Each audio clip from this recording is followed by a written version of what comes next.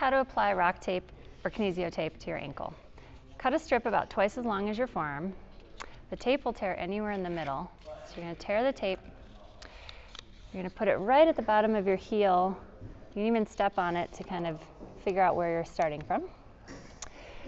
You're going to then wrap the tape across your ankle to the other side, applying just a little bit of stretch.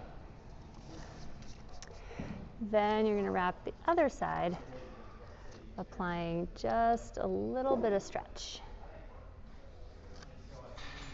You want the tape to land right in front of these two bones at the bottom of your leg, your malleoli, to support the proper ligaments. You can rub the tape to get it to adhere better. This should last about 4 to 5 days.